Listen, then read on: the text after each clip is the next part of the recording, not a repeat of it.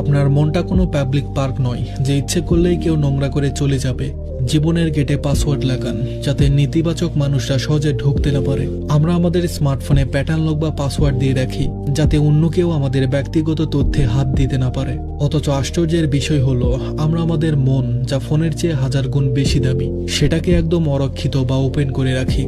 যে কেউ চাইলেই আমাদের জীবনে ঢুকছে, কটু কথা বলছে, আমাদের মুড নষ্ট করছে এবং চলে যাচ্ছে। আমরাও চুপচাপ তাদের সেই নেতিবাচক আবর্জনা নিজের মাথায় নিয়ে বসে থাকছি। মনে রাখবেন, আপনার মন কোনো ডাস্টবিন বা পাবলিক পার্ক নয়। এখানে কার প্রবেশাধিকার আছে আর কার নেই সেই নিয়ন্ত্রণটা আপনাকেই করতে হবে। কিছু মানুষ আছে যারা শুধু তাদের জীবনের অভিযোগ, কান্না আর পরনিন্দা করার জন্যই আপনাকে ফোন দেয়। তারা তাদের মনের আবর্জনা আপনার মাথায় ঢেলে হালকা হয়ে চলে যায়, আর আপনি সেই নেতিবাচক ভার নিয়ে সারাদিন ডিপ্রেশনে ভোগেন। এই মানুষগুলোকে থামিয়ে দিন, তাদের বলুন, আমি এখন নেগেটিভ কথা শোনার মতো মানসিক অবস্থায় নেই। আপনার বাড়ির দরজা কি আপনি চোর বা অপরিচিতদের জন্য খোলা রাখবেন? নিশ্চয় না।